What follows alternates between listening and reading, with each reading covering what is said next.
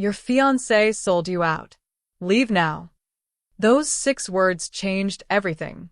6 words whispered while my hands trembled as I dabbed champagne off a $5,000 suit. 6 words that would destroy the life I knew and rebuild it into something I never imagined possible. But before I tell you how I ended up whispering a death warning to one of the most dangerous men in the city, let me ask you something. Do you believe in karma? Do you believe that sometimes the universe puts you exactly where you need to be, even when it feels like the worst possible place? Because I didn't. Not until that night. Not until I realized that every terrible thing that happened to me was preparing me for the moment when I would save a man's life, and he would save mine right back. Hey, how are you doing? Wherever you are right now, whatever you're doing, I hope you're comfortable, because this story is going to take you on a ride. Whether you're watching from your couch after a long day, or hiding in your room pretending to do homework, or taking a break from work, I want you to know that what I'm about to tell you is real. Every word of it. And by the end, you might just believe in second chances the way I do now. My name is Riley Foster. I'm 27 years old, and 3 years ago, I was planning my husband's funeral while our daughter asked me when Daddy was coming home. Today, I'm sitting in a penthouse overlooking the city, wearing clothes I never thought I'd own, watching my daughter laugh with a man who treats her like she's made of stardust. But between that funeral and this moment, there was blood. There was betrayal. There was a night when I had to choose between staying invisible and stepping into the light, knowing it might get me killed. But I'm getting ahead of myself. If you find this story worth your time, hit that like button. Subscribe if you want to hear more stories like this one, because trust me, I've got plenty. Share it with someone who needs to hear that life can surprise you in the most unexpected ways. Drop a comment and tell me if you've ever had to make an impossible choice with no time to think. Now let me take you back to where it all began. Let me start from the beginning. 3 years before that night, I was married to the best man I'd ever known. James Foster. Ex-military. The kind of man who could disarm an attacker in 3 moves, but cried watching our daughter take her first steps. He taught me everything. How to throw a punch that actually lands. How to read a room for threats. How to fall without breaking bones. How to get back up when life knocks you down. Riley, he used to say while we practiced in our tiny apartment, "You're stronger than you think." Don't ever forget that. I didn't believe him then. I was just a waitress trying to make ends meet, taking self-defense lessons from my husband because he worried about me working late shifts. I thought I was ordinary. Forgettable. The kind of person who blends into the background of other people's important lives. Then James died. Sudden. Brutal. An accident that took him from us in seconds. One moment, he was kissing our daughter Lily goodbye, telling her he'd take her to the park after work. The next moment, police officers were at my door with expressions that told me everything before they said a word. Lily was 4 years old when she lost her father. She's 7 now. And sometimes I catch her staring at his photo, with this look on her face like she's trying to remember his voice. It breaks me every single time. After James died, I made promises. I promised Lily I would keep us safe. I promised myself I would never depend on anyone again. I promised James, wherever he was, that I would be strong enough for both of us. And I kept those promises. I worked double shifts at Williams's, an upscale restaurant where the cheapest bottle of wine cost more than my monthly rent. I smiled at customers who didn't see me. I collected tips and went home to my daughter and told myself this was enough. I believed in working hard. I believed in staying out of trouble. I believed that if you kept your head down and did your job, life would eventually get easier. I believed that people were basically good, that love meant something, that promises weren't just words people said to get what they wanted. I was wrong about almost everything. The night it happened started like any other Friday. Williams's was fully booked. The kind of crowd that wore watches worth more than cars and talked about deals I couldn't begin to understand. I was working the main dining room, moving between tables with practiced efficiency, invisible in my black uniform. That's when he walked in. I'd seen him before. Vincent Kane. Everyone knew who he was, even if nobody said it out loud. The kind of man who walked into a room, and the air changed. Tall, dark hair, eyes that noticed everything. He wore power like some men wore cologne, subtle but unmistakable. The staff whispered about him. Mafia. Dangerous. Untouchable. The kind of man you served quickly and didn't make eye contact with. He came in with his fiancée. Cassandra something. I never caught her last name. Stunning in that way where you know she's never worried about money or safety or whether she can pay rent. Red dress that probably cost more than I made in 6 months. Perfect hair. Perfect smile. Perfect everything. They took the corner table, the one reserved for VIPs. I wasn't assigned to their section, but I watched them anyway because that's what you do when you work service. You watch. You learn. You notice things. And I noticed that Vincent Kane kept scanning the room. Not obviously. Most people wouldn't have caught it. But James had taught me to read body language, and Vincent said he was expecting trouble. His shoulders were tight. His eyes lingered too long on the other diners. His hand kept moving toward his jacket like he was checking for something. Meanwhile, Cassandra was on her phone, texting, smiling at the screen more than she smiled at him. I moved through my section, refilling waters, taking orders, playing my role. Around 8:30, I needed to use the restroom. The staff bathroom was out of order, so I headed to the guest restroom down the back hallway. Luxury. All marble and gold fixtures and lighting that made everyone look good. I pushed open the door and heard her voice immediately. Cassandra. She was in one of the stalls, talking on the phone. I froze, not wanting to interrupt, planning to just slip out quietly. But then I heard what she was saying. 9:15. When he goes to the car. Her voice was low, excited. 5 of you, right? All positioned. I should have left. I should have walked out and minded my business. But something in her tone stopped me cold. No mistakes this time, she continued. I want him gone. After tonight, everything is mine. The businesses, the properties, everything. Just make it look like a robbery gone wrong. My heart started pounding. I stood there, frozen, trying to process what I was hearing. I don't care about the details, Cassandra said, irritation creeping into her voice. That's what I'm paying you for. Just make sure he doesn't leave that parking lot alive. Yes, I'll be inside establishing my alibi. Playing the grieving fiancé comes naturally. She laughed. Actually laughed. I backed toward the door as quietly as possible, my hands shaking. I made it into the hallway just as I heard the stall door open. Walked quickly back to the dining room, my mind racing. 5 men. Positioned. 9:15. I glanced at the clock. 8:43. I looked around the dining room with new eyes. 5 men. Disguised as regular guests or workers. I scanned faces, looking for anything off. That guy at the bar, alone, not really drinking. The businessman in the corner who hadn't touched his food. The maintenance worker who'd been fixing the same light fixture for 20 minutes. 2 men at separate tables who kept checking their watches. 5 men. All waiting to kill Vincent Kane. My first instinct was to stay out of it. This wasn't my business. These weren't my people. I had a daughter at home with a babysitter. I had bills to pay.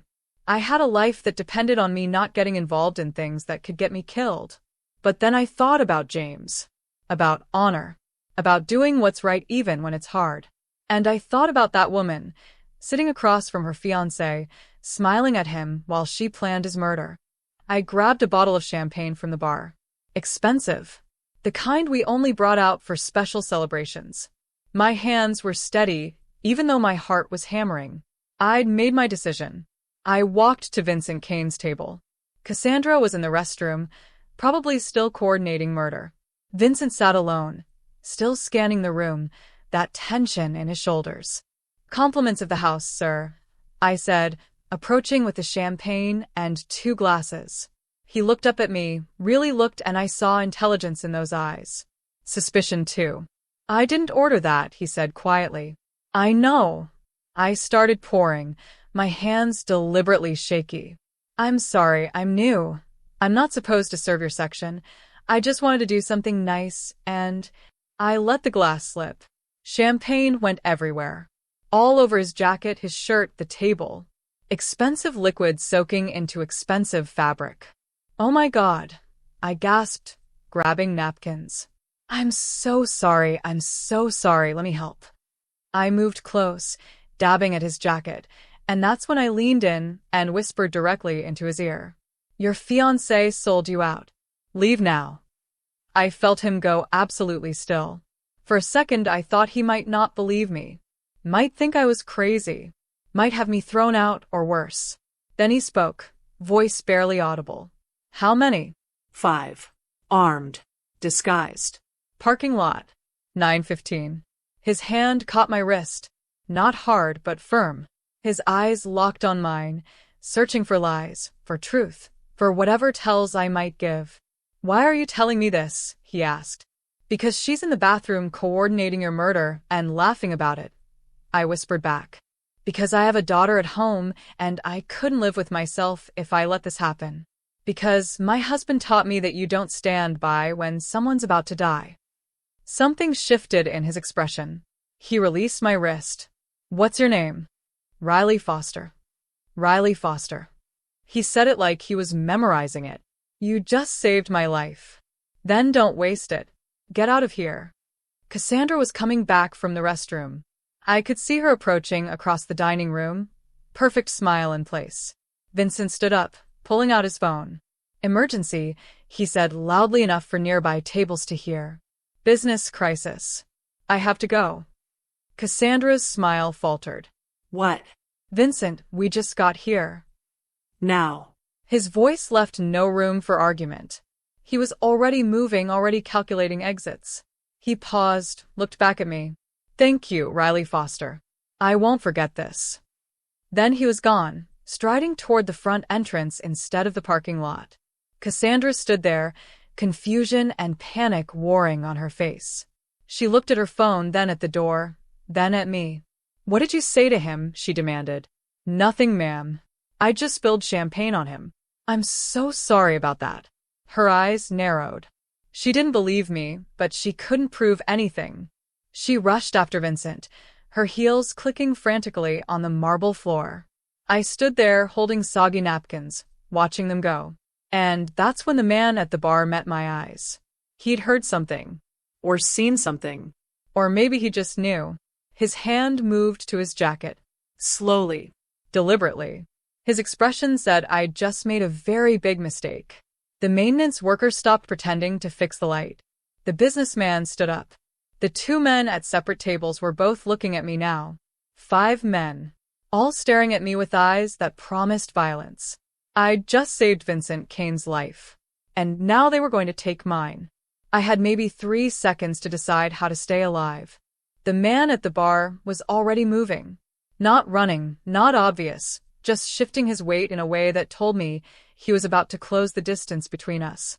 The maintenance worker had dropped all pretense of working on the light fixture. Through the corner of my eye, I could see the businessman reaching into his jacket. 5 trained killers.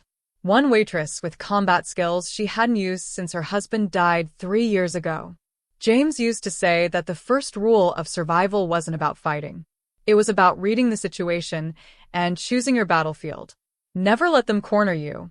Never let them control the space. I dropped the champagne-soaked napkins and moved. Not toward the exits. That's what they'd expect. Instead, I headed deeper into the restaurant, toward the kitchen. More witnesses. More confusion. More options. Excuse me, coming through. I called out, weaving between tables with the practiced ease of someone who'd worked this room for 2 years. The bar guy followed, but he couldn't move as fast without drawing attention. Not yet. Not with all these wealthy diners watching. I pushed through the kitchen doors. The heat hit me first, then the noise. Line cooks shouting orders. Dishwashers clattering. Steam rising from industrial stoves. My coworker Williams, the head chef and owner, looked up from garnishing a plate. Riley, you okay? I spilled champagne on a VIP, I said, loud enough for anyone listening. Need to grab a clean uniform from the back. I kept moving through the kitchen, past the prep stations, toward the employee area. Behind me, I heard the kitchen doors swing open again. Heavy footsteps. The bar guy had followed me in. The employee area had 3 options. Lockers where we kept our things. the manager's office, and the back exit that led to the alley. I grabbed my purse from my locker. Inside was my phone, my keys, and the small canister of pepper spray James had given me years ago. I'd kept it more as a memento than anything else, never really believing I'd need it. The footsteps were getting closer. I slipped out the back exit into the alley. Cold night air hit my face. The alley was narrow, lined with dumpsters and delivery crates. Dim lighting. One end led to the main street, the other to a dead end. I ran toward the street. I'd made it maybe 20 feet when the maintenance worker stepped out from behind a dumpster, blocking my path. So they'd coordinated. While one chased me through the kitchen, another had circled around. "You made a mistake, sweetheart," he said. His voice was casual, almost friendly. That scared me more than if he'd been aggressive. "Should have kept your mouth shut." "I don't know what you're talking about," I said, backing up slowly. "I just work here. I spilled champagne. That's all." "Yeah." He moved forward, matching my pace. "That's all? Then why'd you whisper in Kane's ear? Why'd he leave so fast?" Behind me, I heard the back door open. The bar guy emerging into the alley. I was trapped between them. My hand closed around the pepper spray in my purse. "Last chance," the maintenance worker said. "Tell us what you said to him. Tell us where he went. Maybe we let you walk away." They were lying. I could see it in their eyes. Even if I told them everything, I was a witness. A loose end. People like this didn't leave loose ends. James's voice in my head. "If you have to fight, fight dirty. There's no honor in being dead." The maintenance worker lunged. I sprayed him full in the face. He screamed, hands going to his eyes. I didn't wait. I kicked hard, aiming for his knee like James had taught me. Heard something crunch. He went down. The bar guy rushed me from behind. I spun, but he was fast. His arm locked around my throat. Chokehold. Professional. I had maybe 10 seconds before I passed out. I stomped down hard on his instep, drove my elbow back into his ribs. Once, twice, 3 times. His grip loosened just enough. I ducked down and twisted, breaking free, and ran. Back toward the restaurant. Back toward witnesses and cameras and people who'd call 911. I burst through the kitchen doors. Williams and 2 line cooks looked up in shock. I was breathing hard, hair disheveled, probably looked like I'd lost my mind. "There are men in the alley," I gasped out. "They attacked me. Call the police. Now." Williams pulled out his phone immediately. "What men?" "Riley, what happened?" But I couldn't stay. If there were 5 of them total, and 2 were in the alley, that meant 3 were still inside the restaurant. And they knew what I looked like. They knew my name. I had to get to Lily. "I have to go," I said. "I'm sorry, Williams. I'll explain later. I promise. But I have to go right now." "Riley." I was already moving. Through the kitchen, past the dishwashing station, out the employee entrance that led to the side street instead of the alley. My car was parked 2 blocks away in the employee lot.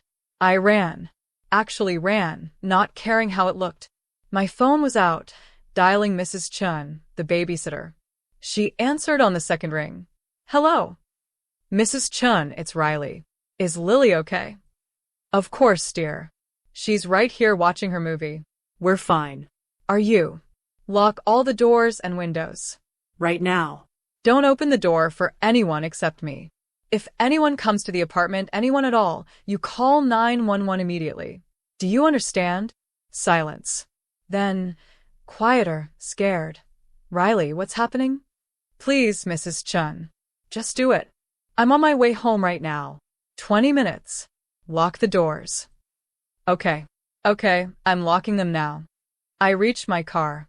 A beat-up Honda that had seen better days but ran reliably. Got in, locked the doors, started the engine with shaking hands. As I pulled out of the parking lot, I saw them. 2 men. The businessman and one I hadn't identified before. Standing near the restaurant entrance, scanning the street. Looking for me. I drove in the opposite direction, taking side streets, checking my mirrors constantly. No one followed. But that didn't mean I was safe. They knew I worked at Williams's. They could find out where I lived. Find out about Lily. My mind raced. I'd saved Vincent Kane's life. Warned him about an assassination attempt. Assaulted 2 of the would-be killers. There was no coming back from this. No pretending it didn't happen. No going back to my normal life. I thought about Cassandra's voice on that phone call. Casual. Excited about murder. Planning to take everything Vincent owned after he died. How long had she been planning this? How long had she been lying to him? Smiling at him across dinner tables while arranging his death. I'd been married for 6 years before James died.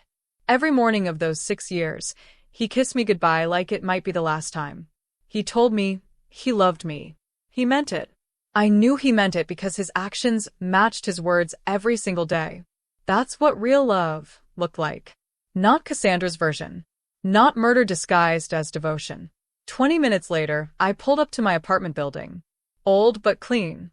Affordable rent in a neighborhood that wasn't great but wasn't terrible. Home. I took the stairs 2 at a time to the 3rd floor. Knocked on my own door. Mrs. Chun, it's me. Riley. I heard the locks turning. Multiple locks. Good. Mrs. Chun opened the door. Her elderly face creased with worry. Riley, what on earth? Mommy. Lily came running. 7 years old. Dark curls like her father. His eyes too. She crashed into my legs and I picked her up, held her tight, breathing in the scent of her strawberry shampoo. Hey, baby girl, I whispered into her hair. Did you have fun with Mrs. Chen? We watched Moana, and I had carrots for snack like you said. Mommy, why are you home early? Work finished early tonight. I set her down gently, then turned to Mrs. Chen. Thank you so much for staying late. Here's for tonight, plus extra. I pressed cash into her hand. More than usual. Mrs. Chen looked at it, then at me, concern deepening. Riley, if you're in trouble. We're fine. I lied. Just a weird night at work. Thank you, Mrs. Chen. Really? After she left, I locked all 3 locks on the door. Checked every window. Closed all the curtains. Then I sat on the couch and pulled Lily close. Mommy, are you okay? She asked, her small hand on my cheek. I'm okay, sweetheart. Just tired. You're shaking. Smart girl. Too smart. She noticed everything, just like her father. Just cold, I said. Come on, let's get you ready for bed. I went through our normal routine. Brushing teeth. Changing into pajamas. Reading a story. But my mind was somewhere else. Planning. Calculating. Trying to figure out what came next. Those men knew my face. They knew my name. They'd seen me warn Vincent Kane. They'd probably already told whoever hired them. And Cassandra would know I was the reason her plan failed. After Lily fell asleep, I sat in the dark living room with my phone. I should call the police. Tell them everything. Get protection. But what would I tell them? That I overheard a conversation in a bathroom? That some men looked at me funny? I had no proof. No evidence. Just my word against Cassandra's, and I was a waitress while she was engaged to one of the most powerful men in the city.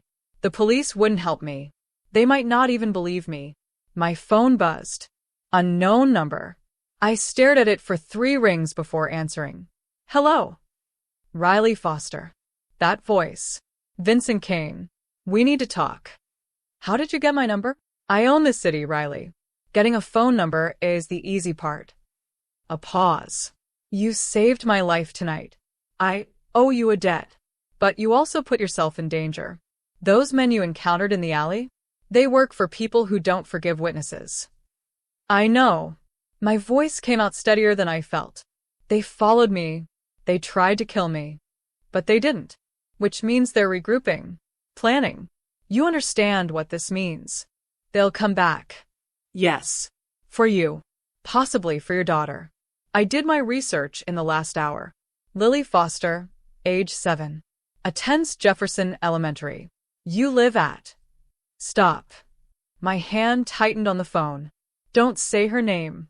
Don't look into her. She has nothing to do with this. That won't matter to them. His voice was calm, factual. Not cruel, just honest. You intervened. You're a liability. They'll use whatever leverage they can to silence you. Then what do? I hated how helpless I sounded. Go to the police? The police can't protect you from this. Half of them are on someone's payroll anyway. You'd be lucky to survive the night in protective custody. Then what? Anger now, hot and sharp. You called to tell me I'm going to die? Thanks for the heads up. No. Something changed in his tone. I called to offer you a choice. You can run, take your daughter, disappear. I'll give you money, new identities, whatever you need. $50,000 and a fresh start somewhere far from here. $50,000. More money than I'd ever seen. Enough to build a new life. Start over. Or, I asked because I could hear there was an or. Or you trust me. Let me protect you. Both of you. Come to my home where I can guarantee your safety while I handle this situation. You saved my life, Riley Foster. I take that seriously. I protect what's mine, and as of tonight, you're under my protection. I'm not yours. Poor choice of words. You're under my shield. My responsibility. I don't let people who help me get hurt. Ever. I looked down the hallway toward Lily's room. Thought about running. About hiding. About spending the rest of our lives looking over our shoulders. Then I thought about James. About the promises I'd made. About being strong enough. If I agree to your protection, I said slowly, what does that cost me? Nothing. This isn't a transaction. It's repayment. You warned me. I protect you. The debt is mine, not yours. People like you don't do anything for free. People like me? He sounded almost amused. What do you think I am, Riley? Dangerous. Powerful. Someone who operates outside the law. Someone whose fiancée hired assassins to kill him. Ex-fiancée, he corrected. And yes, I am dangerous. I am powerful. But I'm also a man who is about to die tonight because I trusted the wrong person. You showed me the truth when you had every reason to stay quiet. That matters. I closed my eyes. Tried to think clearly. Tried to figure out the right answer. But there wasn't a right answer. There was only survival. If I bring my daughter to your home, I said, can you promise me she'll be safe? I promise you both will be. On my life. Your life almost ended tonight because I didn't see betrayal from someone I loved. I won't make that mistake again. My home is a fortress. Security everywhere. Guards I trust with my life. No one gets in without my permission. You and Lily will be safer there than anywhere else in this city. I thought about the men in the alley. The way they'd coordinated. The professional way the bar guy had put me in that chokehold. These weren't random thugs. They were trained. Organized. And they wanted me dead. Okay, I said. We'll come. But only until this is handled. Only until we're not in danger anymore. Agreed. Pack what you need for a few days. I'm sending a car. 20 minutes. How do I know the car is really from you? The driver's name is Marcus. He's been with me for 15 years. He'll call you from this number before he arrives, so you know it's him. When you get in the car, he'll take you to my home. I'll be waiting. The call ended. I sat there in the dark, holding my phone, wondering what I'd just agreed to. Then I stood up and started packing, because staying here meant death. And whatever Vincent Kane was, whatever danger his world held, it had to be better than waiting for assassins to break down my door. I packed quickly. Clothes for me and Lily. Her favorite stuffed rabbit. The photo of James the first kept by my bed. Everything that mattered fit into 2 bags. 15 minutes later, my phone rang. Same number. Miss Foster? This is Marcus. I'm Mr. Kane's driver. I'll be at your building in 5 minutes. Black SUV, license plate. He rattled off the numbers. How do I know you're really his driver? He said you'd ask that. He said to tell you that you're stronger than you think, and that tonight proved it. Those were James's words. The ones he used to tell me during our training sessions. Vincent must have researched more than just my address. He'd researched my life, my past, my husband. That should have scared me. Instead, it felt oddly reassuring. He took this seriously. He'd done his homework. 5 minutes, I said. We'll be ready. I woke Lily gently. Hey, sweetie. We're going on an adventure. She rubbed her eyes. Now, it's nighttime. I know. It's a surprise adventure. Remember how Daddy used to take us camping? Like that. We're going to stay somewhere new for a little while. Where? Somewhere safe. Somewhere fun. Trust me? She looked at me with those serious eyes, then nodded. Okay, Mommy. We went downstairs together. The black SUV was already waiting, exactly as described. A man got out. Older, gray hair, kind eyes. He smiled at Lily. You must be Miss Lily. I'm Marcus. I work for a friend of your mom's. Is he nice? Lily asked. Marcus's smile widened. Very nice. Especially to brave little girls and their brave moms. He loaded our bags and opened the door for us.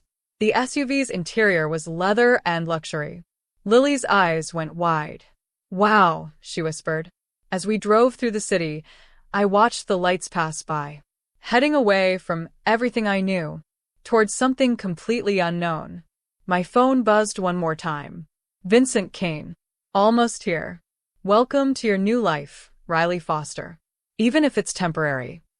I looked down at Lily, already falling back asleep against my shoulder. Thought about the men in the alley. About Cassandra's laugh on that phone call. About champagne spilling on expensive fabric and 6 words that changed everything. Your fiancé sold you out. Leave now. I'd saved a man's life. Now I just had to figure out if that would save mine. Vincent Kane's home wasn't what I expected. I'd pictured something cold. Intimidating. All glass and steel and furniture you weren't supposed to actually sit on. The kind of place that reminded you every second that you didn't belong there. Instead, the SUV pulled up to a gated estate that looked almost normal. Well, normal if normal included a 10-foot security fence, cameras on every corner, and guards who nodded at Marcus as we drove through. The house itself was large but warm. Brick exterior. Lights glowing in windows. Actual curtains instead of those modern blinds that looked like prison bars. Wow, Lily whispered again, pressing her face to the window. It's like a castle. Not quite a castle, Marcus said gently. But it's safe. Very safe. He parked in the circular driveway. Before I could unbuckle Lily's seatbelt, the front door opened. Vincent Kane stood in the doorway, and seeing him here, in his own space, was different than seeing him in the restaurant. He changed out of the champagne-soaked suit into dark jeans and a simple black shirt. Casual. Almost approachable. But his eyes were the same. Sharp. Alert. Missing nothing. Riley, he said, coming down the steps. Thank you for trusting me. I didn't have much choice. There's always a choice. You made the brave one. He looked down at Lily, and something in his expression softened. And this must be Lily. My daughter hid behind my leg, suddenly shy. She peeked out at him. It's okay, I told her. This is Mr. Kane. He's the friend I told you about. You can call me Vincent, he said, crouching down to her level. I know this is strange and scary, coming to a new place in the middle of the night. But I promise you, Lily, nothing bad will happen to you here. This is the safest place in the city. Do you like hot chocolate? Lily nodded slowly. Good. Because my housekeeper makes the best hot chocolate in the world. Want to try some? Another nod. Vincent stood, gesturing toward the door. Come inside. Both of you. Let me show you your rooms, and then we'll talk.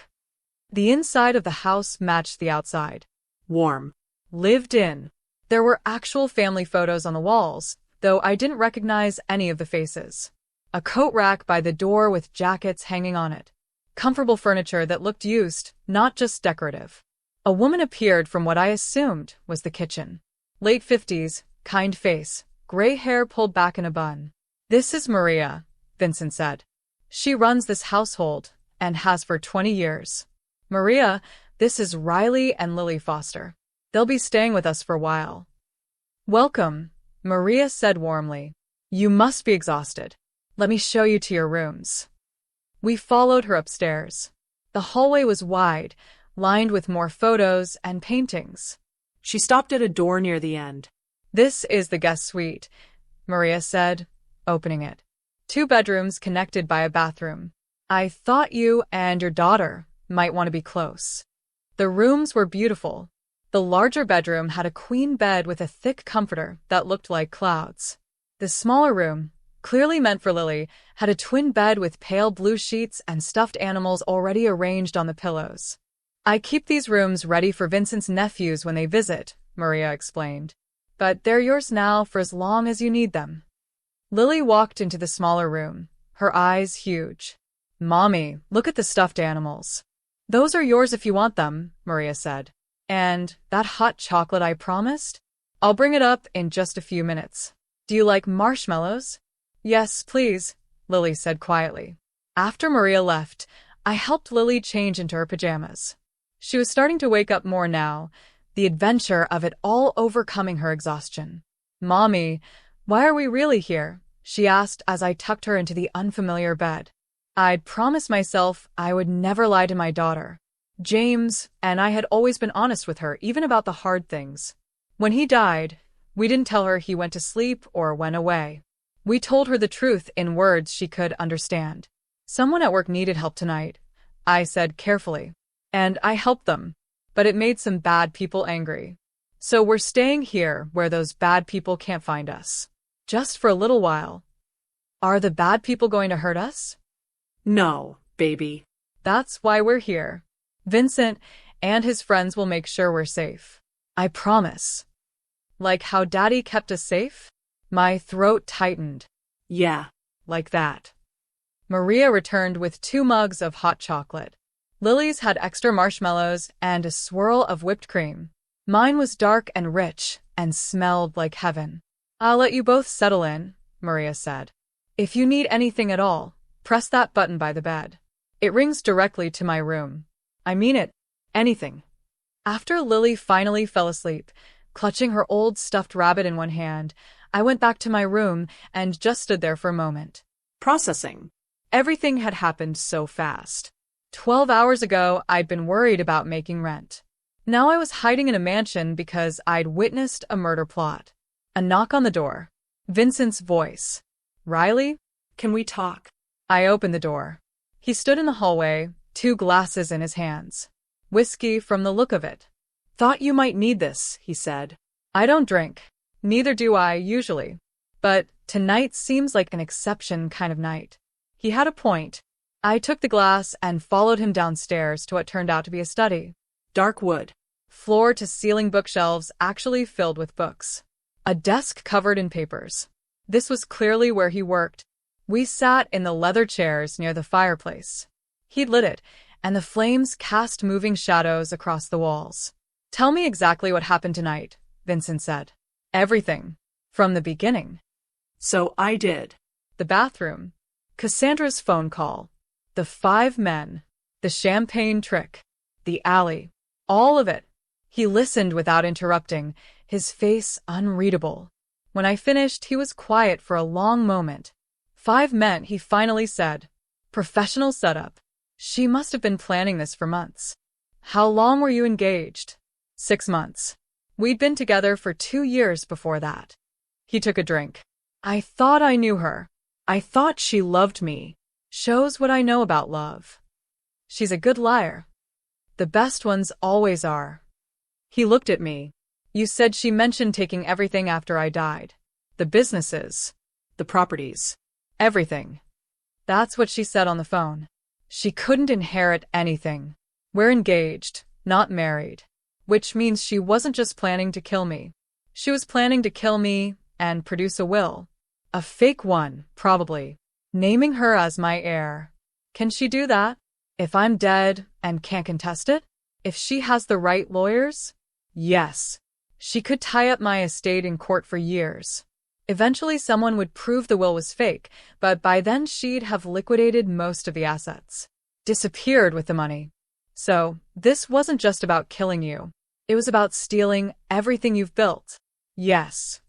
His jaw tightened. I trusted her. Brought her into my life. Into my home.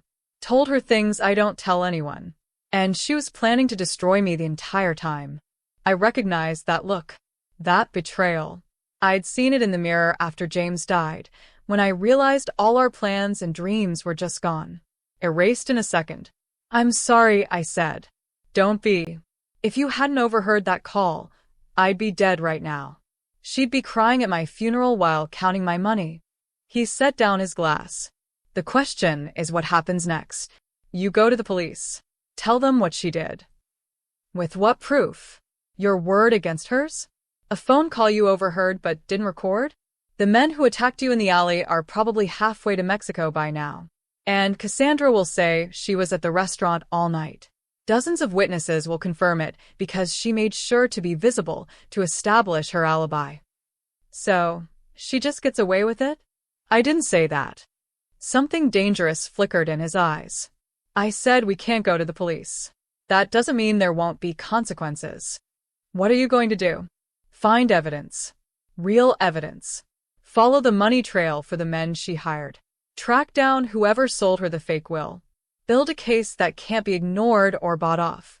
And when I have it, I'll destroy her so completely she'll wish I'd let those assassins kill me." The way he said it should have scared me. The cold calculation. The promise of revenge. But I'd heard Cassandra laugh about his murder. I'd seen her smile while planning to steal everything he'd worked for. Some people deserve destruction. "How long will that take?" I asked. Weeks. "Maybe months. Which brings us to you and Lily." He leaned forward. "I meant what I said on the phone. You can take the money and run. New city, new names, new life. I'll make sure it's all arranged properly. Documents, housing, everything. Or you stay here. Let me keep you safe while I handle this. Cassandra doesn't know you overheard that call. But those 5 men? They saw your face. They know you warned me. Right now they're probably reporting back to whoever hired them, and that information will get back to Cassandra. She'll figure it out. So, I'm a target either way." Yes. "But if you run, you're a target alone. If you stay, you have my protection, my resources, my people watching over you, and Lily every second." I thought about it. Really thought about it. Running meant spending the rest of our lives looking over our shoulders, never knowing if someone had found us, never feeling safe. Lily deserved better than that. But staying meant trusting this man. This dangerous man who operated outside the law and who was planning revenge against his ex-fiancée. "If we stay," I said slowly, "what would that look like? Do I just hide in this house for weeks? What about Lily's school? Her friends? Her normal life? She'll stay home from school temporarily. I'll hire tutors. The best ones. As for friends, she can video call them. I know it's not ideal, but it's safer than exposing her publicly right now." "And me?" "What do I do?" "Whatever you want. Rest. Recover. Spend time with your daughter. The house has a gym if you want to train. A library if you want to read. Whatever you need. I can't just do nothing. I'll go crazy." He studied me for a moment. "You said your husband taught you to fight. How good are you?" "Better than average. Not as good as professionals." "The men in the alley. You got away from 2 of them. I got lucky. And they weren't trying to kill me yet. Just corner me. Still, that takes skill." He paused. "I have a proposition. Stay here. Let me protect you. In exchange, let me train you." Really train you? "My head of security is ex-special forces. The best teacher I know. If you're going to be a target, you should know how to defend yourself properly." "I already know how to defend myself. You know the basics. I'm talking about advanced training. The kind that turns good fighters into great ones. You have the foundation. Let us build on it." I should have said no. Should have kept my distance. But something about the offer appealed to me. James had started teaching me, but we'd never finished. He died before I got really good. This felt like honoring his memory, finishing what we'd started. "Okay," I said. "We'll stay. But I have conditions." "Name them." 1. Lily comes first. Always. If there's ever a choice between her safety and anything else, she wins. Every time. "Agreed." 2. You tell me the truth. About what you're doing. About the danger. About everything. I'm not a child and I won't be treated like one. Fair. 3. This is temporary. When Cassandra is dealt with and we're not in danger anymore, Lily and I go back to our normal lives. We're not part of your world. We're just people you helped. He was quiet for a moment. What if you don't want to go back? What?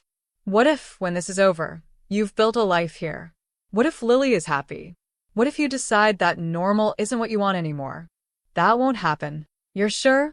I wasn't sure. Not even a little bit. But I couldn't admit that. 3 conditions, I repeated. Do we have a deal? Vincent stood up and offered his hand. We have a deal, Riley Foster. Welcome to the family. Even if it's temporary. I shook his hand. His grip was firm, warm, solid. Get some sleep, he said. Tomorrow we start planning. And training. And figuring out exactly how to take down the woman who tried to kill me. I went back upstairs. Checked on Lily, who was sleeping soundly, her face peaceful in the dim glow of a nightlight Maria had left on. Then I went to my own room and sat on the edge of the unfamiliar bed. I'd made my choice. For better or worse, Lily and I were now under Vincent Kane's protection. In his home. In his world. I thought about James. About what he'd think of all this. Part of me knew he'd hate it. Hate that I'd gotten involved in something dangerous. Hate that I'd brought Lily into a mobster's house. But another part of me thought he'd understand. That he'd be proud I'd stood up for what was right. That I'd saved someone's life. That I was doing whatever it took to keep our daughter safe. I hope I'm doing the right thing, I whispered to the empty room. To James, wherever he was. I hope you understand. No answer. Just silence and the distant sound of the fire crackling downstairs. I lay down and closed my eyes, but sleep didn't come easily. My mind kept replaying the night. Cassandra's laugh. The men in the alley. The weight of the pepper spray in my hand. Vincent's eyes when he'd said he thought he knew what love was. And one other thing. Something I hadn't really processed until now. When Lily had asked Vincent if he was nice, he'd smiled at her. Really smiled. Not the polite smile you give kids because you're supposed to, but a genuine one. Like her question had touched something real in him. And when he'd crouched down to her level, offering her hot chocolate, he'd been patient. Kind. He hadn't talked down to her or dismissed her fear. Maybe he wasn't just a dangerous man who operated outside the law. Maybe he was more complicated than that. Or maybe I was just tired and scared and looking for reasons to trust someone because the alternative was too terrifying to face. Either way, I'd made my choice. Lily and I were here now, in Vincent Kane's home, under his protection. All I could do was hope that 3 years from now, I wouldn't be planning another funeral. This time my own. The first week passed in a strange blur of normal and not normal. Normal was waking up to Lily climbing into my bed, asking what was for breakfast. Not normal was walking downstairs to find armed security guards changing shifts in the foyer. Normal was Maria making pancakes shaped like hearts because she'd learned they were Lily's favorite. Not normal was Vincent reviewing surveillance footage at the breakfast table, tracking people who might be looking for us. By day 3, Lily had adjusted better than I had. Kids are resilient like that. She'd made friends with Maria, who taught her how to fold napkins into swans. She'd discovered Vincent's library and spent hours looking at picture books about castles and dragons. She'd even charmed the security guards, who pretended to let her pass their checkpoints with the right password. Me? I was restless, anxious, waiting for something to happen. Vincent kept his promise about training. His head of security was a man named Thomas Reed, ex-Navy SEAL, late 40s. Built like he could break concrete with his bare hands but spoke softly, almost gently. Your husband taught you well, Thomas said on our first session in the estate's private gym. Your stance is good. Your instincts are solid. But you fight defensive. You react instead of control. Is that bad? Against amateurs? No. Against professionals who want you dead? Yes. He circled me slowly, evaluating. We're going to change that. Make you aggressive. Make you dangerous. By the time I'm done with you, those men from the alley won't stand a chance. We trained every morning. 2 hours. Hand-to-hand combat. Weapon handling. Situational awareness. How to read a room for threats. How to identify exits. How to turn everyday objects into weapons if needed. It hurt. Every muscle I'd forgotten I had screamed at me. But it felt good too. Like I was becoming something more than I'd been. Something stronger. Vincent watched sometimes. Never interrupting. Just observing from the doorway or the weight bench. Once, after Thomas had me practice disarming an attacker, Vincent spoke up. She's favoring her right side. Old injury? Thomas looked at me. I nodded. Broke my wrist a few years ago. It healed wrong. Gets stiff sometimes. Work around it, Vincent said. Make it a strength. People will expect you to rely on your dominant hand. Surprise them. He wasn't wrong. Over the next few days, Thomas taught me to use my left hand more. To make my apparent weakness into a trap. Let attackers think they knew my limitations, then prove them wrong. Meanwhile, Vincent was conducting his own kind of training. Investigation. He'd converted one of the upstairs bedrooms into a command center. Computers. Files. Photos pinned to boards with red string connecting them like something from a crime show. Come here, he called to me one afternoon. I want to show you something. I followed him upstairs. Lily was with Maria in the kitchen making cookies. The house smelled like vanilla and chocolate chips. The command center was impressive and terrifying. Photos of Cassandra. Photos of men I didn't recognize. Financial records. Phone logs. A whole wall dedicated to building a case against the woman who'd tried to kill him. These are the 5 men from the restaurant, Vincent said, pointing to a cluster of photos. I've identified 3 of them. Carlo Bianchi. Former mob enforcer. Derek Nash. Ex-military, dishonorable discharge. And this one, he tapped a photo of the maintenance worker I'd pepper-sprayed, is Victor Reyes. Freelance assassin. Works for whoever pays best. How did you find them? Cassandra had to hire them through someone. A middleman. I have people who know people who know people. It's a small world when you know where to look. He pulled up a financial document on his computer. 3 days before the attempted hit, Cassandra withdrew $200,000 from an offshore account I didn't know she had. Payment for services. Can you prove she hired them? Not yet. The money trail is complicated. Deliberately so. But I'm following it. And I'm getting close. He showed me more. Bank records. Property deeds. Communication logs. Everything Cassandra had hidden while pretending to love him. It was meticulous. Obsessive. And I understood why. This wasn't just about revenge. It was about justice. About proving the truth. She's been quiet, Vincent said, changing screens to show surveillance footage from various locations around the city. Too quiet. No contact with those men. No unusual financial activity. She's either given up or she's planning something else. People like her don't give up. No. They don't. He looked at me. Which is why you need to be ready. Because when she makes her move, it won't be subtle. That night, Vincent joined us for dinner. Usually he ate in his office, working. But tonight Maria had insisted he take a break, and he'd agreed.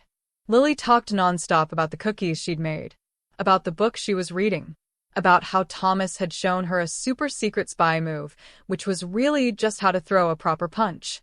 Thomas shouldn't be teaching you violence, I said, giving Vincent a look. He's teaching her confidence, Vincent corrected. There's a difference.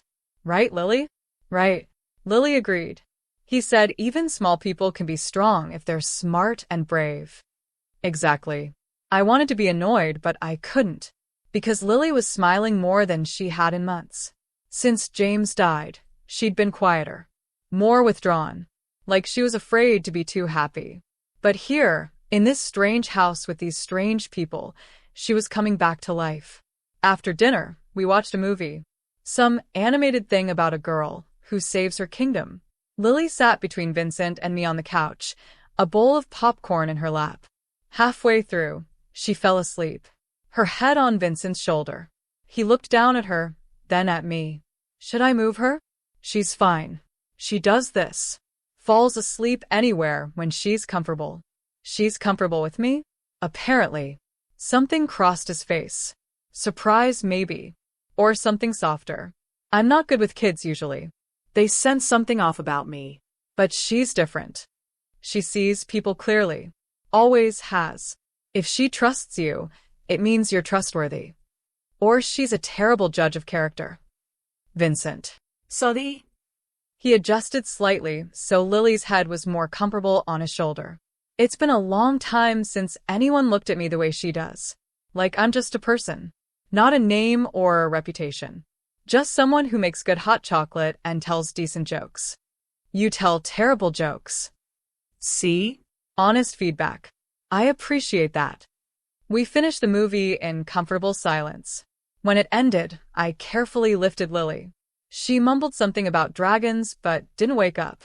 Vincent walked with us upstairs, opening doors, turning on lights. Thank you, I said at Lily's bedroom door. For everything. The safety. The training. The normalcy. I know this isn't what you signed up for when I warned you in that restaurant. Riley, I told you. You saved my life. There's no debt too large for that. You and Lily can stay here as long as you need. Really? Even though we're not part of your world? Especially because you're not part of my world. You remind me there are good people still. People who do the right thing even when it costs them everything. I need that reminder more than you know. I put Lily to bed, then went back to my own room. But I couldn't sleep. Too much energy. Too many thoughts. I ended up in the gym around midnight, working the heavy bag. Practicing combinations Thomas had taught me. Left jab, right cross, left hook.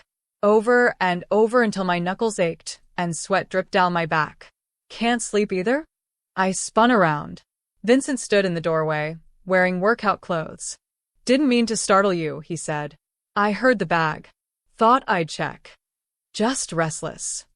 Mind if I join you? We worked out together in comfortable quiet. Him on the weights. Me on the bag. The only sound was breathing and impact and the clink of metal plates. After about 20 minutes, he spoke. Can I ask you something personal?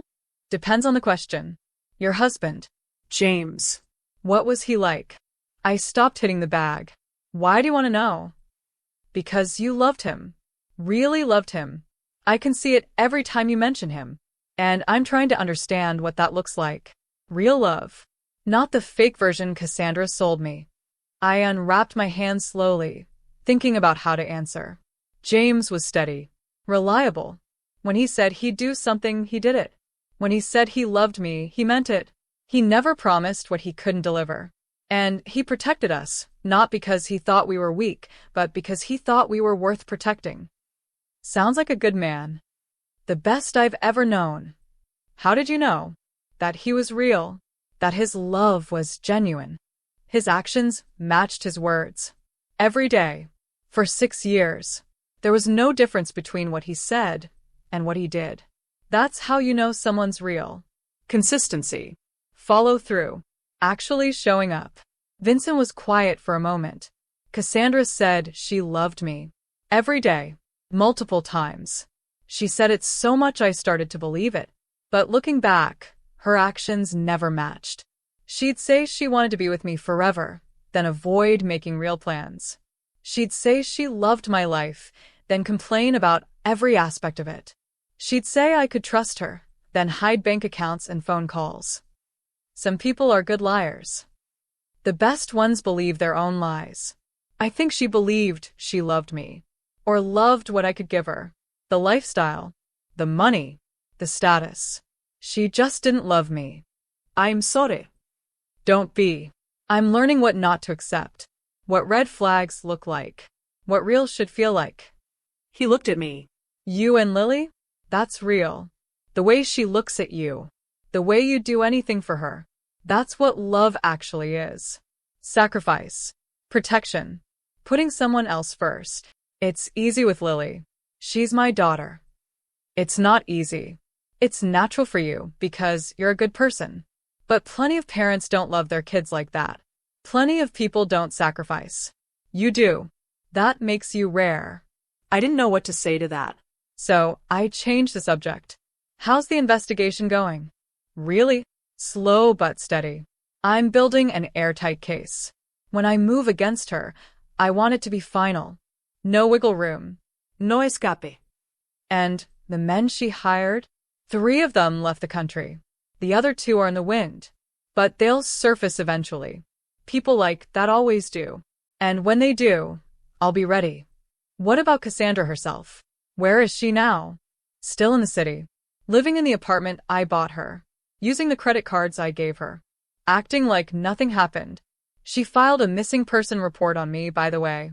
Very concerned fiancé, worried about her beloved's sudden disappearance. She has nerve. She has confidence. She thinks she's untouchable. That I'm either dead or too scared to come back. She doesn't know I'm building a case. Doesn't know you're here, safe, ready to testify. She thinks she won. But she didn't. No. She didn't. And when she realizes that, when everything comes crashing down on her, I want to see her face. I want to see the moment she understands that underestimating people was her biggest mistake. There was steel in his voice. Cold fury barely contained. This was the dangerous man everyone whispered about.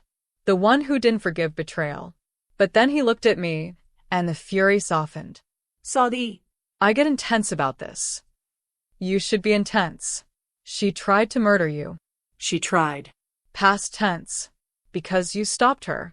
I don't forget that, Riley. Ever. We went back to our rooms eventually. But as I lay in bed, I thought about what he'd said. About real love. About actions matching words. About consistency. James had been all of those things. Vincent was right about that. But James was gone. And I was here, in this house, with this man who was slowly becoming less of a stranger and more of something else. Something I couldn't quite define yet. The next morning, everything changed. I was in the kitchen with Maria and Lily, making breakfast, when Vincent burst in. His face was tight. Angry. Riley. My office. Now. Lily looked up, scared. I touched her shoulder. It's okay, baby. Stay with Maria. I followed Vincent upstairs. Thomas was already in the office, along with 2 other security guards I recognized. What happened? I asked. Vincent pulled up surveillance footage on his computer. This was taken an hour ago. Outside Lily's school. The video showed the front entrance of Jefferson Elementary. Parents dropping off kids. Teachers greeting them. Normal morning chaos. Then I saw her. Cassandra. Standing across the street. Watching. She was dressed casually. Sunglasses. Baseball cap. But it was definitely her. And she was staring at the school entrance like she was looking for something. Looking for someone. She knows about Lily, Vincent said quietly. She's figured out that you're the one who warned me. And now she's hunting. My blood ran cold. How did she find out? Those men from the restaurant. One of them must have talked. Told her about the waitress who whispered in my ear. She did her research. Found out who you are. Where your daughter goes to school. But Lily's not at school. She's here. Safe. For now. But Cassandra doesn't know that. She's watching. Waiting. Assuming Lily will show up eventually. And when she does. He didn't finish. He didn't have to. What do we do? I asked, my voice steadier than I felt. We move carefully. Cassandra just showed her hand. She's desperate. Desperate people make mistakes. We can use this. Use my daughter as bait? No. Never. But we can use Cassandra's desperation. If she's watching Lily's school, she's not covering her tracks well. She's exposing herself. We just need to be smarter than her. Thomas stepped forward. I've already doubled security around the estate. No one gets in or out without clearance. Lily's safe here. But for how long? I asked. How long can we hide? How long before Cassandra figures out where we are? She won't find you, Vincent said firmly. This estate is off the books. Legal but buried. She doesn't have the resources to track it. But you're right about one thing. We can't hide forever. Eventually, we have to end this. How? By giving her exactly what she wants. By making her think she's won. And then destroying her when her guard is down. He outlined a plan. Risky. Dangerous. But possible. And it involved using me as bait. Absolutely not, Thomas said immediately. Too dangerous. If anything goes wrong, I'll be there, Vincent interrupted. Riley won't be alone. She'll have backup. Surveillance. Everything she needs. Vincent, I can't ask Riley to. You're not asking, I said. I'm volunteering. If this is the only way to end it, to keep Lily safe permanently, then I'll do it. Riley. James taught me to be brave. To face threats head on. I'm not hiding while that woman hunts my daughter. I'm ending this. With your help. Vincent looked at me for a long moment, then nodded. Okay. But we do this right. We planned every detail. Leave nothing to chance. Agreed. Agreed. Then let's get to work. We spent the rest of the day planning, going over every scenario, every possible outcome, what could go wrong, how to prevent it. And through it all, I thought about Cassandra, about her standing outside my daughter's school, about the lengths she'd go to silence me. She'd made a mistake. She'd threatened the one thing I'd die to protect. And now she was going to learn what happens when you back a mother into a corner. She was going to learn that Riley Foster wasn't just a waitress anymore. She was a woman with nothing left to lose and everything to fight for. The plan was simple. Too simple, maybe. I would return to Williams's restaurant. Act like everything was normal. Let Cassandra's people see me. Let her think she'd found me, unprotected and vulnerable. And when she made her move, Vincent's team would be ready. You don't have to do this, Vincent said the night before. We were in his office, going over the details one more time. Lily was asleep upstairs, safe with Maria standing guard. Yes, I do. She knows about Lily now. As long as I'm a threat, my daughter's a target. This ends tomorrow. If something goes wrong, it won't. You've planned for everything. He reached across the desk and took my hand. Riley, I need you to understand something. You've become important to me. You and Lily both. If anything happens to you, nothing will happen. I trust you. And I did. Somewhere over the past 2 weeks, Vincent Kane had stopped being a dangerous stranger and become someone I relied on. Someone I cared about. Maybe more than I should. The next day, I put on my waitress uniform. It felt strange after 2 weeks of comfortable clothes. Like putting on a costume of my old life.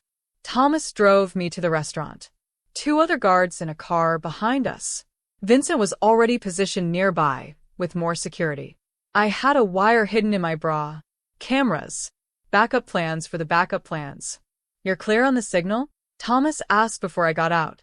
If I say I need a break, you move in immediately. Stay in public areas. Don't let anyone isolate you. I know, Thomas. We've been over this 100 times. Once more won't hurt. Vincent will kill me if anything happens to you. I smiled despite my nerves. He cares that much? More than he's admitted to himself yet. So be careful. For his sake and yours. Williams nearly cried when I walked in. Riley, my God, where have you been? Are you okay? The police came asking questions. Men have been looking for you. I was so worried. I'm fine, Williams. I'm sorry he disappeared. Family emergency. Everything's okay now. He hugged me tight. Don't ever scare me like that again. Come on, your section is waiting. It felt surreal, taking orders and carrying plates like nothing had changed. But everything had changed. I wasn't the same woman who'd worked here 2 weeks ago.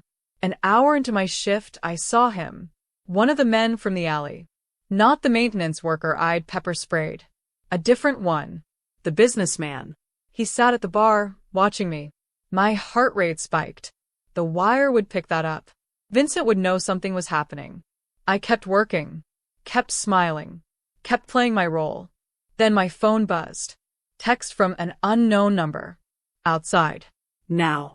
Come alone or Lily dies. My blood froze. They had Lily's name, but they couldn't have her. She was safe at the estate with Maria and a dozen guards. Unless they'd gotten through somehow. I texted back. Proof she's alive. A photo came through. Lily. But not recent. It was from her school photo day, months ago. Public record. They didn't have her. They were bluffing. But I had to be sure. I pulled out my personal phone. Called Vincent directly. Lily, I said when he answered. Safe. Right here with me. Playing cards with Maria. Riley, what's wrong? They're here. They texted me. Threatened her. It's a bluff. Don't go outside. Stay where you are. We're moving in. But then I saw her. Cassandra. She walked into the restaurant like she owned it. Red dress. Perfect hair. That smile I now knew was poison. She sat down at a table in my section. Riley. Vincent's voice in my ear through the wire. Do not engage. Let her make the first move. But Cassandra had already made it. She waved me over. I had no choice. I walked to her table. Hello, she said pleasantly. I'd like to order. What can I get you? The truth. Where is Vincent? I don't know what you're talking about. Don't lie to me. Her voice dropped. Cold. You whispered something to him that night. He left immediately. And then he disappeared. You know where he is. I spilled champagne on him. That's all. No. That's not all. She leaned forward. I know you overheard me in the bathroom. I know you warned him. And I know you're hiding somewhere, probably with him. So here's what's going to happen. You're going to tell me where he is. Or I'm going to make your life a living hell. Starting with your daughter. Something in me snapped. All the fear. All the anger. All the protective fury I'd been holding back. You won't touch my daughter. Won't I? She's 7, right? Goes to Jefferson Elementary? Or she did. She hasn't been to school in 2 weeks. Where is she, Riley? Where are you hiding her? Somewhere you'll never find her. Cassandra's smile turned sharp. Everything can be found. Everyone can be hurt. You should have stayed out of this. Should have kept your mouth shut. Now you've made an enemy you can't afford to have. I've made enemies before. I'm still here. For now. She stood up. You have 24 hours to tell me where Vincent is. After that, I stop being nice. And trust me, you don't want to see what not nice looks like. She walked out. I stood there, shaking, my hands clenched into fists. Riley. Vincent's voice. Stay calm. We got everything. She just threatened you on camera, on audio. This is evidence. She threatened Lily. I know, but Lily's safe. You're safe. Thomas is coming to get you right now. Job's done. You did perfectly. But I didn't feel perfect. I felt terrified. Because Cassandra wasn't bluffing. She would hurt Lily if she could. Would hurt me. Would burn down everything I loved to get what she wanted. Thomas drove me back to the estate. Vincent was waiting. You were amazing, he said when I walked in. Stayed calm. Got the confession. Everything we needed. She's going to come after us. Let her try. We're ready. But that night, something happened that we weren't ready for. I woke to alarms. Loud. Blaring. Red lights flashing in the hallway. I ran to Lily's room. She was sitting up in bed, crying. Mommy, what's happening? I don't know, baby. Stay here. Vincent appeared in the doorway. Someone breached the perimeter. South gate. Multiple individuals. Armed. Cassandra? Probably. Get Lily to the safe room. Now. There was a safe room. Of course there was. Vincent had shown it to me during the first week. Reinforced steel. Panic room. Could withstand anything. I picked up Lily and ran. Vincent and Thomas escorted us. Behind us, I could hear shouting. Gunshots. They were really attacking. Really trying to get to us. We made it to the safe room. Vincent pushed us inside. Lock it from the inside, he ordered. Don't open it for anyone but me. I'll come back for you. Vincent. I'll come back. I promise. The door closed. I heard the locks engage. Lily was sobbing. I held her close, trying to stay calm even though my heart was racing. We waited. The safe room was soundproof. We couldn't hear what was happening outside. 10 minutes. 20. 30. Then silence. Then a knock. Vincent's voice. Riley. It's me. It's over. You can open the door. I unlocked it. Vincent stood there, blood on his shirt. Not his blood, I realized. Someone else's. They're gone, he said. Driven off. No one got into the house. You're safe. Who were they? The same men from the restaurant. Plus renforcement. 8 total. Cassandra sent them. Is anyone hurt? 2 of my guards. Minor injuries. The attackers got the worst of it. 3 dead. 5 retreated. 3 dead. Because of me. Because I'd warned Vincent. Because I'd gotten involved. I must have looked pale because Vincent touched my arm. This isn't your fault. This is Cassandra's doing. Her choice. Her consequences. People died tonight. People who came here to kill you and Lily. They made their choice. He was right. Logically, I knew he was right. But it didn't stop the sick feeling in my stomach. Come on, Vincent said gently. Let's get you both back to bed. Extra guards are posted now. This won't happen again. But as we walked upstairs, Lily looked up at me. Mommy, are the bad people gone? For now, sweetheart. Will they come back? I looked at Vincent. He shook his head slightly. No, primelit. They won't come back. But I knew better. Cassandra had just escalated. And she wouldn't stop until one of us was dead. After the attack, everything changed. Vincent became obsessive about security. More guards. More cameras. More protocols. Lily couldn't even go in the backyard without 2 armed men watching. And I could see it wearing on her. The fear. The confinement. She stopped smiling as much. Stopped playing. She'd sit in her room, holding her stuffed rabbit, staring at nothing. She needs normalcy, I told Vincent one night. This is killing her spirit. This is keeping her alive. What kind of life is this? Locked in a house, afraid to go outside? She's 7 years old, Vincent. She should be playing with friends, going to school, being a kid. She can't do those things if she's dead. She can't do those things if she's traumatized either. Look at her. Really look at her. She's disappearing. He did look. And I saw the moment he realized I was right. The guilt that crossed his face. What do you want me to do? He asked quietly. Let her go back to school where Cassandra's people can grab her? No. But we need to end this. Really end it. How close are you to having enough evidence? Close. Maybe a week. Maybe 2. I'm tracing the final connections between Cassandra and the men she hired. Once I have that, I can bury her. Prison. Complete destruction. Everything. A week or 2 more of this will break Lily. Then we'll find a way to make it easier. I promise. Vincent tried. He really did. He brought in tutors who made learning fun. He set up movie nights. He even had a small playground built in the backyard, complete with guards disguised as landscapers. But nothing helped. Lily was fading. And then things got worse. Maria got sick. Really sick. Emergency room sick. We found out later it was her appendix. She needed surgery immediately.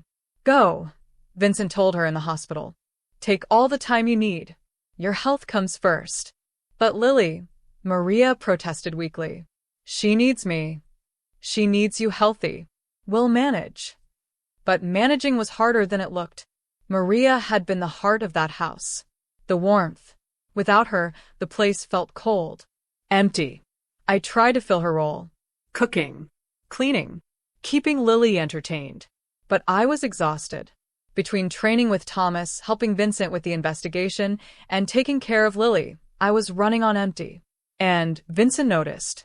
You need rest, he said one night. I was washing dishes, half asleep on my feet. I'm fine. You're not fine. You've been going for 3 weeks straight without a break. You're going to collapse. Someone has to take care of Lily. Let me help. I turned to look at him. I'm not completely useless with kids. I have nephews. I know how to make grilled cheese. I can handle bedtime for 1 night. Go. Sleep. Actually sleep. I was too tired to argue. I went to bed at 8 p.m. and didn't wake up until 9 the next morning.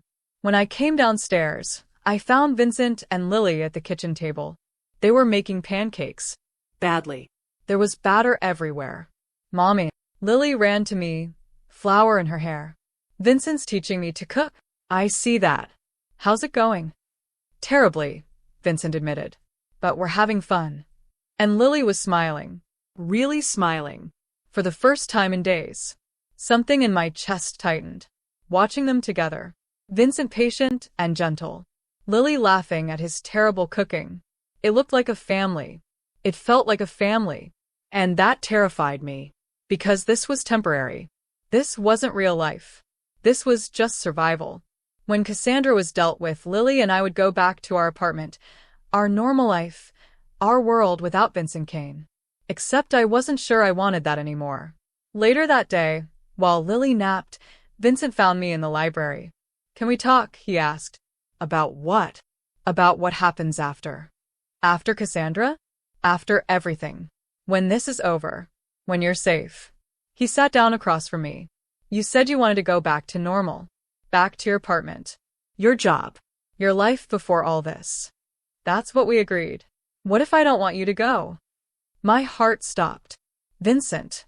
I know. I know what we agreed. But Riley, these past 3 weeks, having you and Lily here, it's been the most real my life has felt in years. You challenge me. You make me better. And Lily, she's brought light into this house that's been dark for too long. I don't want to lose that. I don't want to lose you. We're not yours to lose. I know. I'm asking if you want to be. Not as an obligation. Not because you owe me anything. But because you want to. Because maybe you feel what I feel. I stood up. I can't have this conversation right now. Why not? Because people are trying to kill us. Because my daughter is traumatized. Because everything is chaos and I can't think about feelings or future or any of it until we're safe. Fair enough. But when we are safe, when this is over, I want an answer. I want to know if there's a chance for us. Really us. Not just circumstance. Not just protection. But something real. He left me alone in the library. I sat there for a long time, trying to sort through my emotions. James had been dead for 3 years. I'd mourned him. I'd carried him in my heart. But he was gone. And Vincent was here. Solid. Real. Caring. Was it wrong to feel something for him? Was it betraying James's memory? Or was it honoring it by choosing to live again, to love again, to build something new from the ashes of what I'd lost? I didn't know. And I didn't have time to figure it out. Because that night, everything fell apart. I was putting Lily to bed when Vincent burst into the room. We have a problem. A big one. What happened? Cassandra knows where we are. She's filed a police report claiming I kidnapped you and Lily. That I'm holding you against your will. That I'm dangerous and mentally unstable. There are cops on their way here right now. What? That's insane. We'll just tell them the truth. It's not that simple. She has a warrant. And she has a judge in her pocket. They're coming to take you and Lily into protective custody. Which means taking you away from me. Away from my protection. Right into her hands. Can they do that? With the right judge? Yes. And she has the right judge. Thomas appeared behind him. Police are at the gate now. Multiple units. We need to decide how to handle this. We let them in, Vincent said. We cooperate. Fighting them makes everything she's claiming look true. Vincent, if they take Lily, they won't. I won't let them. But we need to play this smart. The police came in. 6 officers. Led by a detective who introduced himself as Morrison. Mr. Kane, we have a warrant for the release of Riley Foster and her daughter Lily. They're to come with us immediately. On what grounds? Vincent asked calmly. Suspicion of unlawful detention. Ms. Cassandra Webb has filed a report stating she witnessed you force Ms. Foster into a vehicle against her will. She has concerns for their safety. That's a lie, I said. I'm here voluntarily. We both are. Ma'am, are you under duress right now? No. I'm here because Vincent Kane saved my life. Because Cassandra Webb tried to kill him, and now she's trying to kill me to cover it up. Detective Morrison looked skeptical. That's a serious accusation. It's the truth. I have evidence. Recordings. Witness testimony. Everything. Then you'll have the opportunity to present that evidence. But right now, you need to come with us. I'm not going anywhere. Ma'am, I can't force you, but I strongly advise. She said no, Vincent interrupted. Riley and Lily are here of their own free will. They're not leaving unless they choose to. And your warrant is based on false information from a woman who's trying to murder multiple people. Mr. Kane, I understand you're concerned, but get out of my house. The tension in the room spiked. Thomas and the other guards moved closer. The police officers' hands moved toward their weapons. This was about to go very wrong very fast. Wait, I said. Everyone just wait. Detective Morrison, can I show you something? What? Evidence. The recordings I mentioned. Proof that Cassandra Webb hired assassins to kill Vincent Kane. Proof that she's been stalking my daughter. Everything. If you see it and still think I need protective custody, I'll go voluntarily. Deal? Morrison hesitated, then nodded. Show me. Vincent led us to his office. Showed Morrison everything. The recordings. The financial trails.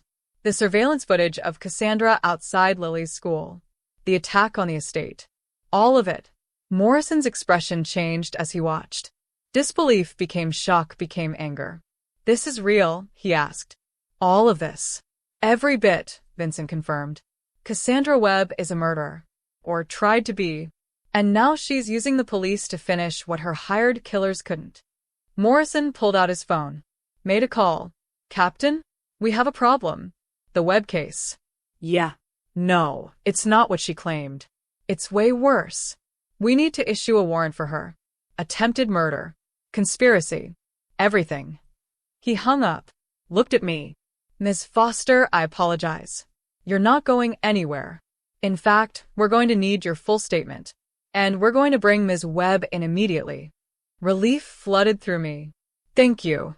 Don't thank me yet. This is going to get messy. She's connected. Rich. She'll lawyer up fast. But with this evidence, she won't walk. Morrison and his team left to arrest Cassandra. Vincent pulled me close. It's almost over, he whispered. Almost. But I'd learned not to count my victories before they happened. Because Cassandra had one more card to play. And it was the worst one yet. The call came at 3 a.m. Vincent's phone. Unknown number. He answered on speaker. Cassandra's voice. Did you really think it would be that easy? It's over, Cassandra. The police are looking for you. We have evidence. Everything you've done is documented. Evidence can disappear. Witnesses can change their minds. Judges can be bought. You should know that better than anyone, Vincent. You've done it yourself. What do you want? Riley Foster. My blood ran cold. Give her to me, Cassandra continued. Let me have one conversation with her. 5 minutes. That's all. After that, I'll disappear. Leave the country. You'll never see me again. The charges can stand, I don't care. I'll be long gone. And if I refuse? Then I'll make sure everyone you care about suffers. Your nephews. Your business partners. Your loyal employees. Everyone. I have files on all of them. Secrets. Weaknesses. I'll destroy them one by one until you give me what I want. You're bluffing. Am I? Check your email. I sent you a preview. Vincent pulled up his email. His face went pale. What is it? I asked. He turned the screen toward me. Photos. His 12-year-old nephew walking home from school. His business partner getting into his car. Maria in her hospital bed. Cassandra had people watching all of them, ready to hurt them. You're insane, Vincent said. I'm determined. There's a difference. 5 minutes with Riley Foster. That's all I'm asking. In exchange, everyone you love stays safe, including that sweet little daughter of hers. Don't you dare. The clock is ticking, Vincent. I'll text you a location. You have 6 hours to deliver her. Come alone. No guards. No police. Just her. Or people start dying. The call ended. We stared at each other. You're not going, Vincent said immediately. Absolutely not. We'll find another way. She has eyes on your nephew. On Maria. On innocent people. I don't care. I won't trade your life for theirs. Vincent. No. We find her. We stop her. But you don't go to her. She'll kill you. Maybe. Or maybe she really does just want to talk. You don't believe that. I didn't. But what choice did we have? If Cassandra started hurting innocent people, people connected to Vincent, their blood would be on my hands. There has to be another option, Vincent insisted. He called Thomas, called his other security people, called everyone he trusted. They came up with plans, tracking Cassandra's phone, finding where she was hiding, getting to her before the 6-hour deadline. But every plan took time. Time we didn't have. 5 hours passed. Then 5.5. We're close, Thomas said. We've narrowed her location to 3 possible buildings. We can have teams at all 3 in 30 minutes. That's too long, I said. She said 6 hours. We have 30 minutes left. Riley, please, Vincent looked at me. Don't do this. Don't throw your life away. I'm not throwing it away. I'm protecting people. Including you. Including Lily. If something happens to your nephew because of me, I'll never forgive myself. And if something happens to you, I'll never forgive myself. Do you understand that? You've become everything to me. You and Lily. Losing you would destroy me. You barely know me. I know enough. I know you're brave and strong and you'd sacrifice yourself for others without hesitation. I know Lily lights up when you walk in a room. I know I've never felt about anyone the way I feel about you. Not even close. Not ever. My heart broke. Vincent. I love you. I think I've loved you since you whispered those 6 words in the restaurant. Since you risked everything to save a stranger. You're the best person I've ever known. And I can't lose you. I touched his face. Then, trust me. Trust that I can handle this. Trust that I'll come back. How? How can you possibly come back from this? Because James taught me to fight. You taught me to be dangerous. Thomas taught me to be smart. And because I have something to come back to now.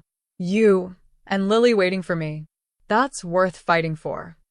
Before he could argue more, I grabbed my jacket. Text me the location, she sent. I'm going. Riley. Trust me. Please. He sent the location. An abandoned warehouse on the waterfront. Of course. Cliché, but effective. I'm sending backup, Vincent said. They'll stay hidden, but they'll be there. You won't be alone. Okay. And take this. He handed me a small device. Panic button. Press it, and everyone moves in immediately. I took it. Then I kissed him. Quick. Desperate. Possibly goodbye. I'll see you soon. I promised. You better. Because I'm not done with you yet. We have a whole life to plan. I drove to the warehouse. Thomas followed at a distance in an unmarked car. Other security scattered around the area. Vincent was right. I wasn't alone. But walking into that warehouse, I felt alone. Cassandra stood in the middle of the empty space. Still beautiful. Still perfect. But her eyes were wild. Desperate. You came, she said. I wasn't sure you would. You threatened innocent people. I didn't have a choice. There's always a choice. You could have let them die. Most people would have. But not you. You're good. Stupidly, uselessly good. What do you want, Cassandra? I want to know why. Why what? Why did you warn him? You didn't know Vincent. You had no reason to care if he lived or died. You could have stayed quiet.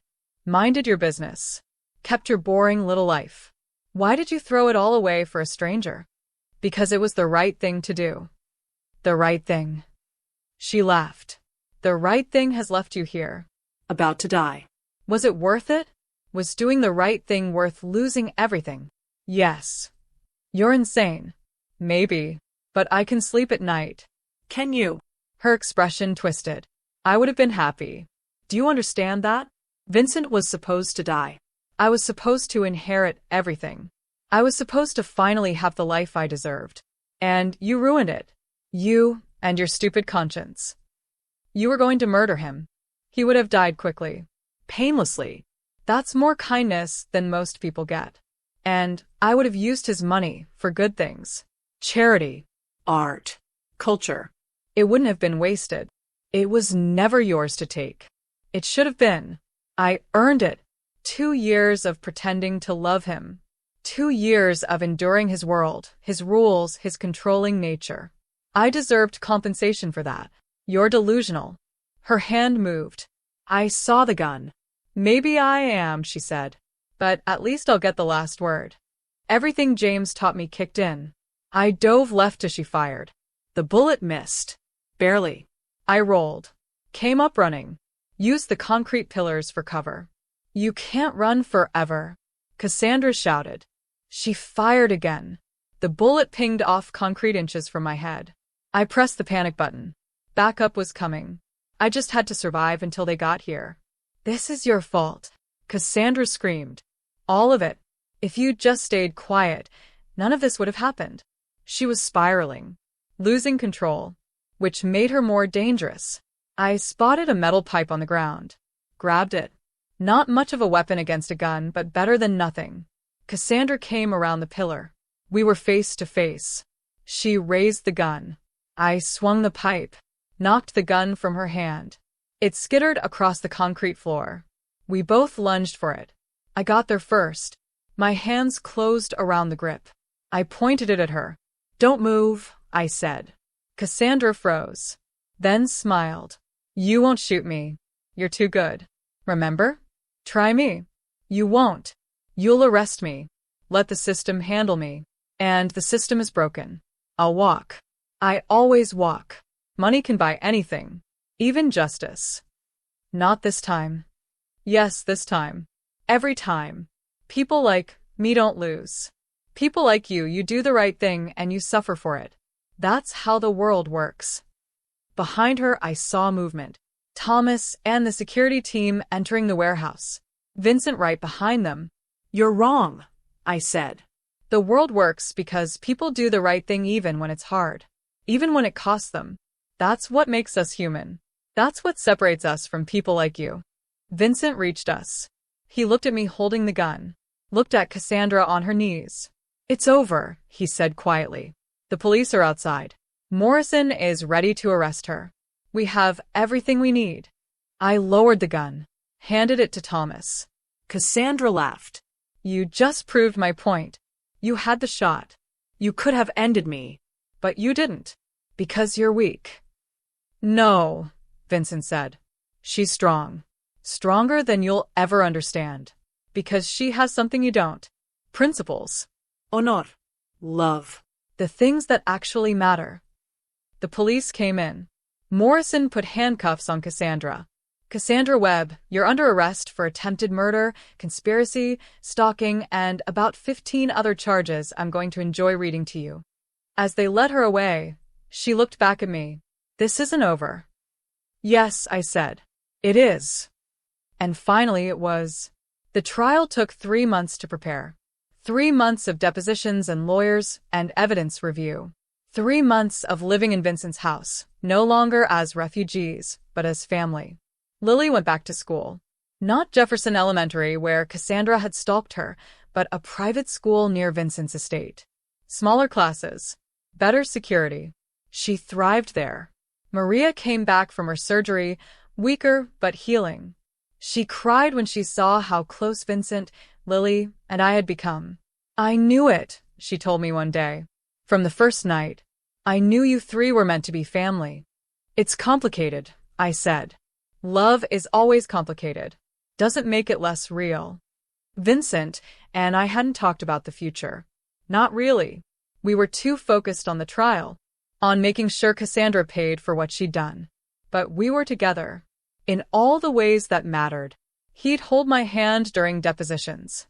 I'd bring him coffee during late-night strategy sessions. We'd tuck Lily in together and linger in the hallway after, not wanting to separate. It was domestic. Sweet. Terrifying. Because I knew eventually we'd have to define it. Decide what we were. What we wanted to be. The trial finally started on a cold Monday in February. The courtroom was packed. Media. Spectators. Cassandra's family and friends. Vincent's people. All there to watch justice play out. Cassandra looked perfect as always. Designer clothes. Professional hair. playing the role of innocent victim. Her lawyers were expensive, aggressive. They attacked every piece of evidence, every witness, every claim. But we had something they couldn't fight: the truth. Morrison testified about the investigation. Thomas testified about the attack on the estate.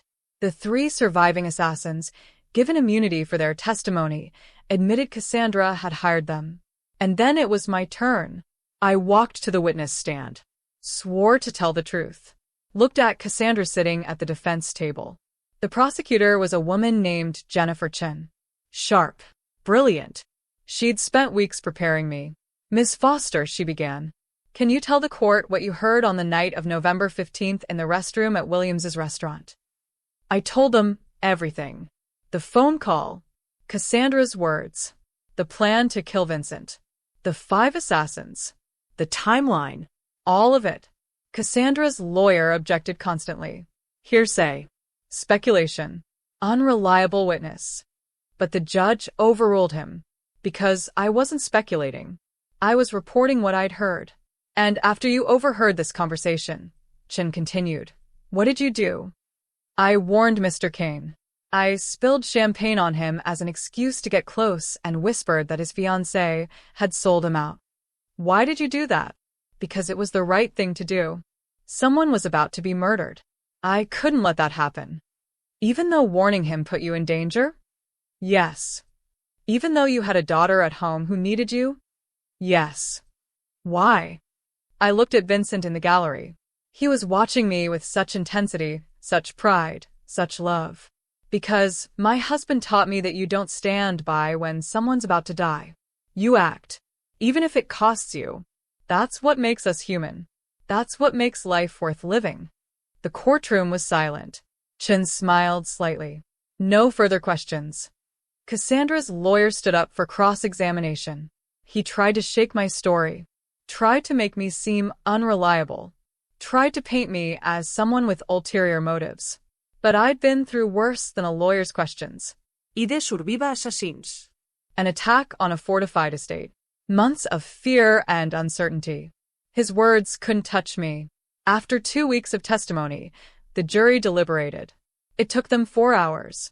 "We find the defendant, Cassandra Webb, guilty on all counts."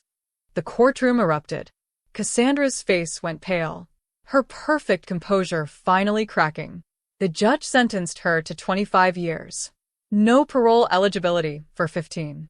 "Ms. Webb," the judge said, "you attempted to murder someone who loved you, who trusted you. You hired assassins. You stalked a child. You threatened innocent people. This court finds you to be a danger to society and sentences you accordingly." As they led her away in handcuffs, Cassandra looked at me one last time. No words, just a look that said she'd never understand, never comprehend how someone like me had beaten someone like her. And that was fine. I didn't need her to understand. Outside the courthouse, Vincent pulled me into his arms. "It's over," he whispered. "Really over. Finally. So now what? You want to go back to your apartment? Your old job? Your normal life?" I looked up at him. "Is that what you want?" Hell no. I want you to stay. "Move in officially. Let me adopt Lily, if she'll have me. Let me give you both everything you deserve. Love. Security. Family. Everything." "Vincent, I know it's fast. I know it's crazy. But Riley, I've never been more sure of anything. You and Lily, you're my family now. The only one that matters. Stay with me. Please." Lily tugged on my sleeve. "Mommy, can we stay with Vincent? He promised to teach me more pancake cooking." I laughed through sudden tears. "His pancake cooking is terrible." "I know," Lily giggled. "But it's fun." I looked at Vincent. At this man who'd protected us, who'd fought for us, who'd loved us when we needed it most. James would have liked him, I thought. Would have approved. Would have wanted me to be happy. "Okay," I said. "We'll stay." Vincent's smile could have lit up the city. He kissed me right there on the courthouse steps, in front of cameras and crowds and everyone. And for the first time in 3 years, I felt completely, totally, perfectly happy. 6 months later, Our life had settled into something beautifully normal. Lily called Vincent Dad now. Not because we forced it, Because she wanted to. because he'd earned it through bedtime stories and terrible pancakes and showing up every single day. We'd legally adopted, made it official. She was ours. We were hers. Family, in every way that counted. I didn't go back to waitressing. Instead, Vincent set me up with a consulting business. Security. I trained people on situational awareness, self-defense, how to spot danger, how to survive. It turned out there was a market for that. People wanted to learn from someone who'd lived it, who'd survived assassins and come out stronger. Thomas became my business partner. Together we built something real, something good.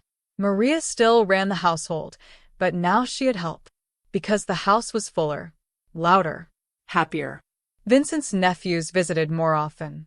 My old friend from Williams's, the one who'd worried about me, came for dinner regularly.